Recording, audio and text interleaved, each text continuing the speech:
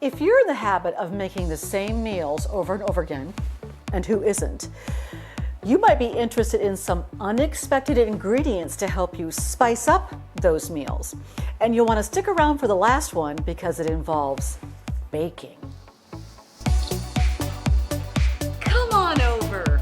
Making guests feel welcome, one home at a time. For you savory cooks, arugula is your new unexpected ingredient. Now you're probably thinking, what? Arugula is, and this is actually baby arugula, so it's smaller. I use this all the time, and not just for salads.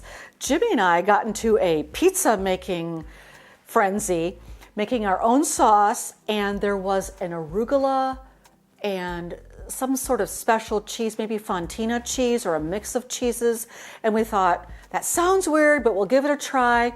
And the reason arugula works with cheeses and that kind of thing is it has kind of this slightly bitter but peppery taste to it.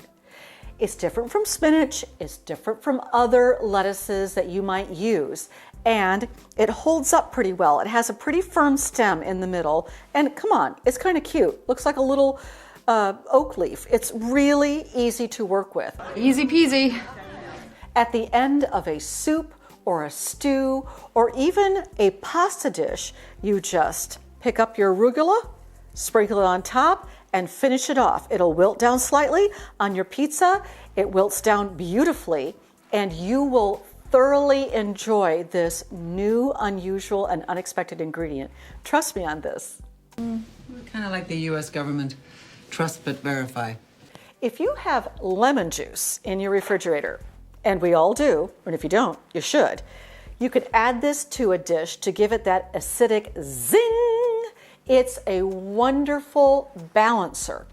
So I know you're thinking, if you're not particularly a lemon person, which my husband is not, I don't know if I want to take that risk. You do, because not only does it add a little bit of a zing, it cuts the fat in a dish that sometimes makes it heavy, and it can brighten, elevate the flavor with just the smallest amount. Now, you can use the bottled juice. I'm not a lemon juice snob in any way, but if I have a lemon on hand, something I like to do is just to cut it in half, and look, I can just squeeze it right over this arugula that we just talked about, and the zing of the lemon acts as a bit of a dressing. I wish y'all could smell this. Oh, lovely. To the peppery sort of bitterness of the arugula. Now I might add pepper to it also, maybe some olive oil. It is a really wonderful addition to pastas, poultry, fish, chicken, stews, soups. Just a little bit. Taste it, see what you think, maybe add a bit more. I think you'll be very pleasantly surprised. This is a pleasant surprise. Another great and affordable addition is bouillon. Now, chicken bouillon is probably the most popular with American cooks. Beef bouillon, also right up there. In fact, sometimes I combine these two bouillons when I am making green beans because I like the mix of those flavor. Bouillon is just condensed broth. That's all it is. Let's just open one up and I'll show you. You can see by the color alone that this is very condensed. Now you can just drop this into liquidy dishes. It will dissolve because that water is already hot. And that's how you make kind of a stock with it, is you can dissolve one of these tiny little condensed cubes in a cup of hot water. Or you can do what I do and just drop it in.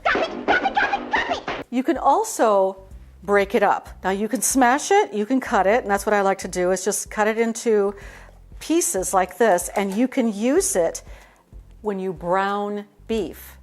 Yeah, you just use it as a seasoning element to cover your beef with and then sear it or brown it, because it is very condensed, it's very flavorful. So in the same way, you can break it up and add it to noodle dishes or rice or soups and stews.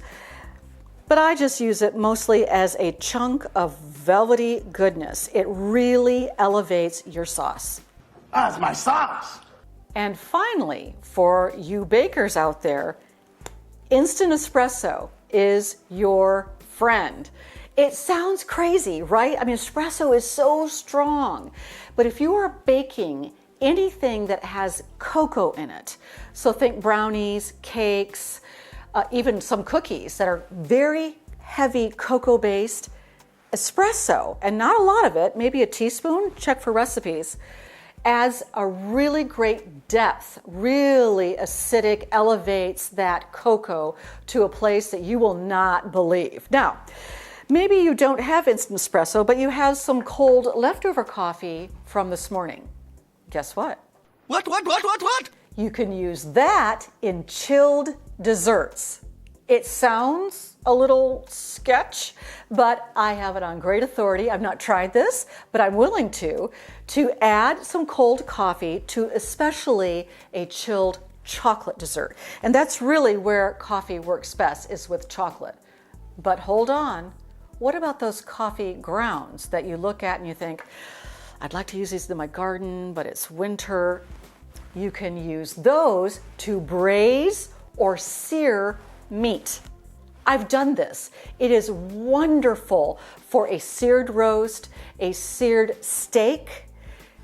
Absolutely fantastic flavor. You can use espresso grounds for that too, instant espresso, but why not just use those coffee grounds that are hanging out in your coffee maker? Great way to use up what you have.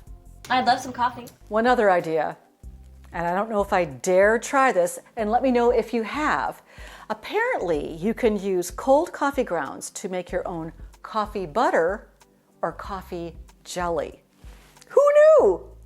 Wow, that's news to me. So these are just a few items I use to elevate my everyday meals.